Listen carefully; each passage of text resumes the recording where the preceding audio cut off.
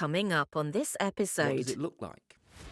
Well, it's made of 5 elements. Firstly, flag on the hill. Secondly, information flow. Thirdly, decentralised decision making. Fourthly, dynamic subordination. And fifth, and most importantly, trust. I'm going to break all 5 of them down for you to explain exactly what they mean. That traditional way of managing and leading teams absolutely can be helpful in this environment. But in a complex and uncertain environment, it's too slow. Decisions need to be able to be made quicker than that in order to elicit the most effective outcome. And so a progression from that might be command of teams. And we see this quite often in a lot of organisations nowadays, where you have a bunch of really highly effective teams operating within an organisation. Do you let expertise lead on projects or tasks? Are the ones that are expert in it the ones that are making the decisions because they understand it better? And do people trust each other enough to say what needs to be said without fear of provocation off the back of it? Welcome to the People Performance Podcast. The People Performance Podcast is made up of 3 series. First up, we have the Leader Lounge episodes with founder of T2, Martin Johnson. Then we have the guest interview episodes. And finally, we have our performance episodes delivered by our very own T2 consultants. For now, sit back, tune in and enjoy the People Performance Podcast. Welcome to the People Performance Podcast Leader Lounge with me, Alex Mather. Today, I'm going to talk about a concept called team of teams. Now, on the face of it, that might sound like a pretty obvious thing to talk about. There's lots of organisations out there that talk about teams within teams and teams working together. Most organisations nowadays talk about things like teamwork, collaboration, breaking down silos, joined up thinking, working together. But what does team of teams actually mean in the context of all that? And how do you take those ideas and those principles and apply them into something that actually feels like it's going to move your organisation forward? Inside organisations, you'll often find lots of strong teams that are full of talented, committed and hard-working individuals. And yet, despite those teams being there, progress and work within organisations can still feel slow, fragmented, reactive or misaligned. So, team of teams is the difference between teams performing individually and organisations operating together as one connected system. In this short podcast today, I'm hoping to guide you through exactly what teams of teams is, where it comes from, how it can help, and hopefully I'll leave you at the end asking some questions around where can you take your organisation next to make you more effective. So let's begin by talking about the origins of Team of Teams and where it came from. So General Stanley McChrystal was a special forces commander operating in Iraq and Afghanistan. He had the difficult task of identifying and figuring out how to make the most out of a group of elite special forces teams. Let's make no bones about it. He had resources that led him to the most effective operators on the planet. Special forces teams, multidisciplinary teams that were working in hostile environments, that were used to working in hostile environments. There was, and still is, an argument to be made that you will not find better special forces teams than the ones that General Stanley McChrystal had at his disposal. And yet, they still weren't achieving the outcomes that they were looking for. So why was that happening? Why were this group of elite teams not achieving the results that they set out to achieve? Well, what McChrystal discovered or figured out was that it was because the environment had changed. The surroundings and the place that they were trying to operate in wasn't familiar to them. Problems were moving faster. New information was emerging constantly. Threats were entirely unpredictable. Decisions were having to be made before the full picture had even formed. And what he was able to understand from that was that traditional models of command simply weren't able to work fast enough to cope with the challenge and uncertainty that existed within those environments. It's not that the teams weren't good enough. As I said before, these were elite teams, probably the best in the world that you'd be able to find. It's just that they weren't connected well enough. Now, I give an analogy there of the elite teams that Stanley McChrystal was dealing with, and you might be sitting there thinking, when I work in X organisation with X amount of people, it's as far away from a military operation as you could possibly think it would be. Well, actually, it's not that dissimilar, only on the basis that when things go wrong or when we don't achieve the outcomes that we're looking for within organisations, there can be a tendency to lean on the team's not effective enough, the manager's not effective enough, the function itself isn't effective enough. Well, the answer doesn't necessarily lie within that.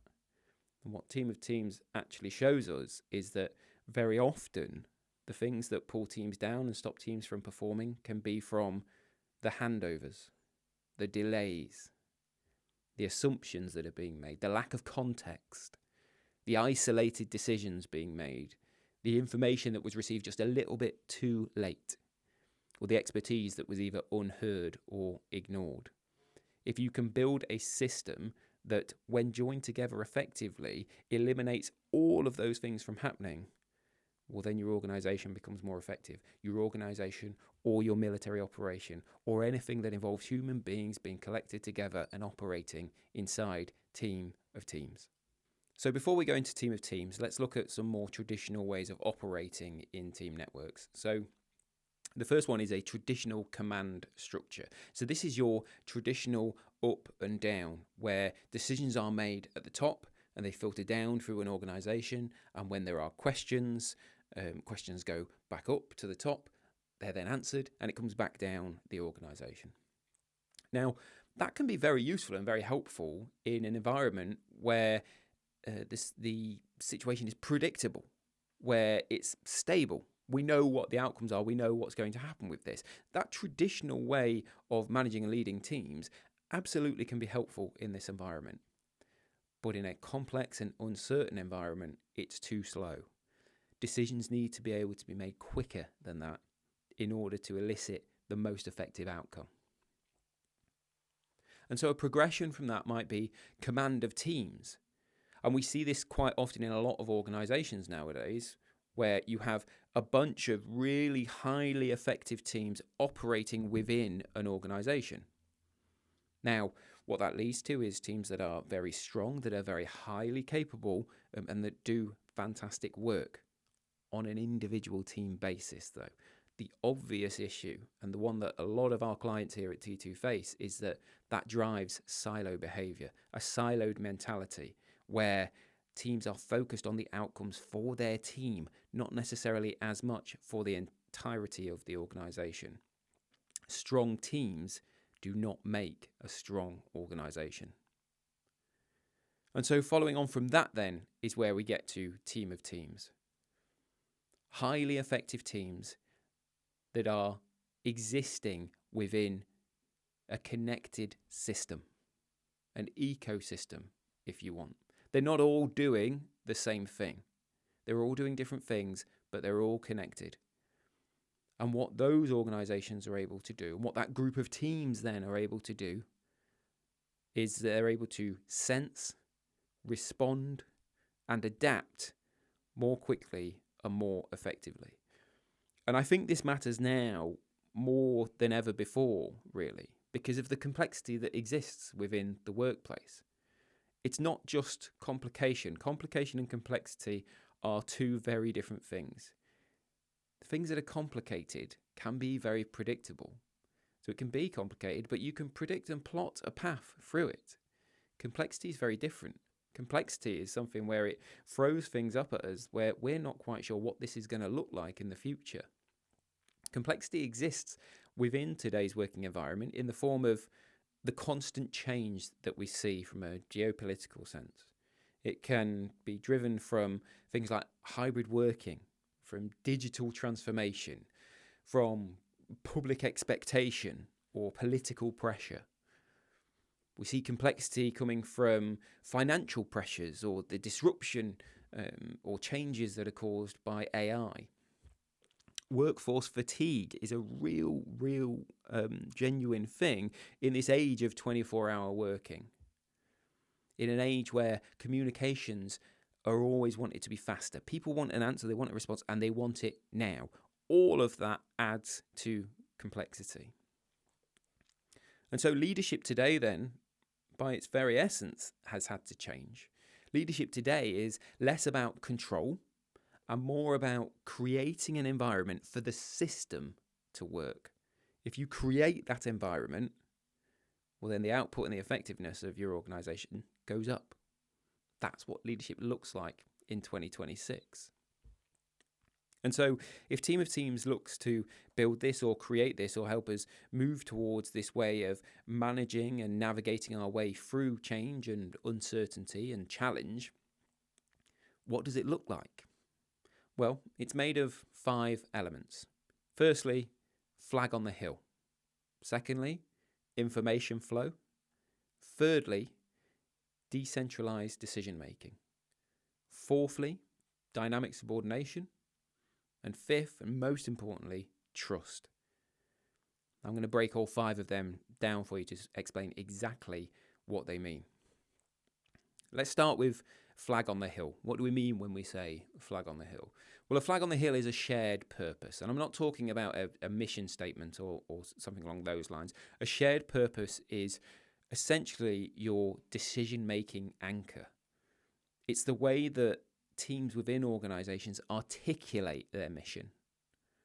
So what a decision-making anchor or a flag on the hill looks like within an organisation is something that allows teams to think about things in the sense of, does this move us closer to that goal? Does this align with what matters to us as an organisation? Does this help the wider system?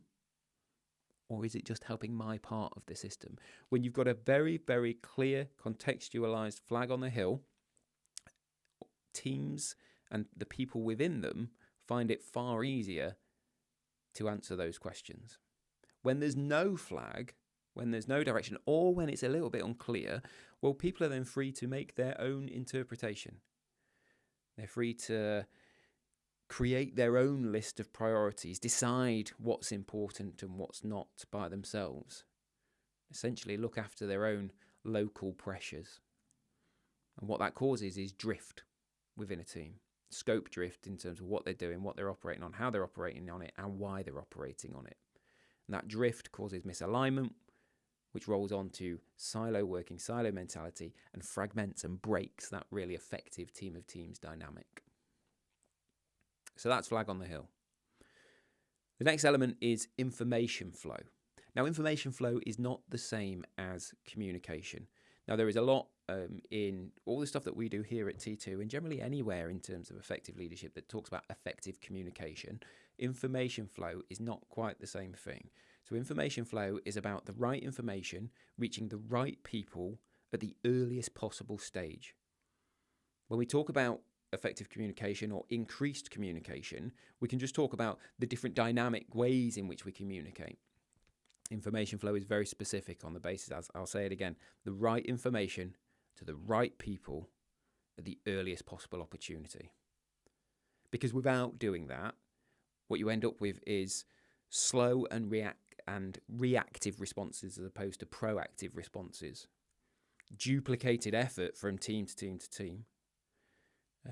Old assumptions being used to govern decision making, and then decisions being made without the full picture that are actually in alignment with a previous image that happened rather than a current ongoing change, again within this complex and uncertain time. So information flow, really essential and important element of teams. The third one that I mentioned then, decentralised decision making. And what does that mean? So decentralised decision making means we take the responsibility for making decisions about this task or project or operation, and we place it closer to the work. So not all the decisions are happening at a distance. Now, let me be really clear. Decentralised decision making should happen where appropriate. There should and always will be those decisions that have to be made at a higher position or a higher rank, or however you want to term it. So there will always be some decisions that have to be made by the people in more senior positions. However, where possible, what we should be looking to do is to take some of those decisions and put them closer to the work where it's actually happening. So what people need in order to be able to do that, and to do that effectively, is they need clarity, they need to be given the capability to do that, and they need to be given the trust to do that. They also need to know the purpose behind what they're doing. They need to understand the boundaries, and they need to know what they can decide and what they need to escalate. It's not just a free-for-all where every single decision in that team is being made as close to the work as possible, as close to the coalface as possible. As I said before, some decisions still have to be made by more senior people. So a real clear understanding of what that difference is important. And absolutely, these people need to be trusted to act. And without those elements, if we just go about it and say, right, well, decentralized decision making, now all the decisions are on to you, well, you flirt then with the idea of leadership abandonment. That feels very much then like, well, you're just left to your own devices, just make your own decisions. So we've got to be careful that we don't move down that path too far that the team feel like they've been abandoned by the people in senior positions next to them. So again, clarity, capability, and trust born from knowing the purpose, understanding the boundaries, knowing what they can decide and what they need to escalate, and then letting them know that they're trusted to act. The fourth element then, dynamic subordination. That's a little bit of a weird term, dynamic subordination. It sounds a little bit strange maybe to some. But ultimately what it means is looking at where does the leadership sit on this? Who's leading this task or project or team in this? And what dynamic subordination suggests is that the leadership shifts to the relevant expertise. So the person who understands the biggest risk doesn't always hold the highest position. That doesn't remove leadership, as with decentralized decision making. That absolutely doesn't remove senior leadership. It just makes it more intelligent. Because when you've got expertise in the room, you've got people then that are able to respond to reality rather than rank.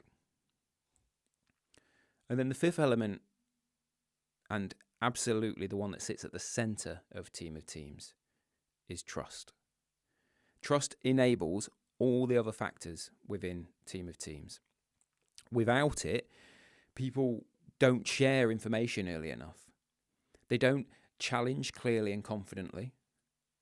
They don't ask for help when they need help. They don't admit mistakes. They don't make confident decisions. And they focus largely on protection for both themselves and their individual teams. Without it, the system moves much slower. So without trust, what you uncover is hidden costs everywhere, because everything is moving at a much, much slower pace. So Team of Teams, really then, it's not just an operating model. It's a human challenge, I think, because it's not easy for people to do the things that are listed in Team of Teams. It's not as simple as just flicking a switch and now all of a sudden we're in a team of teams and aren't we so great operating more effectively? No, it's challenging. It's hard to do, because what you're asking people to do in a team of teams situation is you're asking them to share information before it's perfect and before it's completely understood. You're asking leaders to relinquish a significant amount of control. You're asking teams to think beyond their own priorities. You're asking people to challenge some decisions that are being made, respectively, obviously, but yeah, you're asking them to challenge decisions that are being made. You're asking people to listen to expertise rather than rank, and to admit uncertainty or when they just don't know what something is or what it isn't. And for all of that to exist, then it needs to be within an environment of psychological safety. Psychological safety bears trust, and trust is at the centre of all of it. And so if you can build a psychologically safe environment as a starting point for Team of Teams, well, then you build an environment where people start to feel confident in saying things like, I'm concerned with X, or I disagree with that because I need help on this, or I think we're making an assumption there. Actually, this might affect another team, so maybe we should check in with them. Let's involve X team in this. I made a mistake. How do we fix it? Or I don't think we're quite aligned on this. Can we try and get more alignment? Those kinds of questions, those kinds of sentences are the lifeblood of Team of Teams. Those kind of sentences and statements are where Team of Teams thrives and exists. So we're not just talking about a structure change here. We're not just talking about a change of mindset on how you approach things. We're talking about a significant change in behaviour. A significant change in behaviour that needs to exist in order for people, teams and organisations to effectively thrive in 2026 in this vast environment of change and complexity and uncertainty. If we can create the conditions where the system can think, speak, decide and adapt well, then we can create conditions for our organisations to be much, much more successful. And so have a think about these questions in order to start thinking about Team of Teams and whether or not you're ready to move in that direction, or whether or not you might need us here at T2 to help you out with it a little bit. Firstly, your flag on the hill. Is it clear enough? Does everybody understand what it is? Is everybody using it as that decision-making anchor? Does the information that is shared within your organisation, does it move early enough? Or is it all a bit last minute? Are decisions being made at the right level? And by the right level, I don't mean the most senior level. I mean the level that is closest to the work.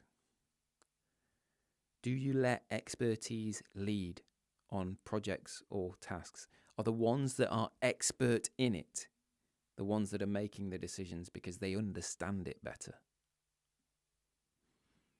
And do people trust each other enough to say what needs to be said without fear of provocation off the back of it? If you said no to any of those, then the issue might not be the quality of the team involved in that. It might be the quality of the connections in and around that team. It might be the quality of how well that those teams are connected and the fact that they're maybe operating as a command of teams rather than a team of teams. But as I said before, if you've answered no to any of that and you're curious about it and you want to know a bit more about Team of Teams, how it works and how it can work for you, then just make sure you reach out to us at T2 and we can guide you through it. That's it from me today. It's been a pleasure talking to you about this, and hopefully I'll be back filling in for Martin again sometime soon. Thanks very much. The People Performance Podcast, brought to you by T2.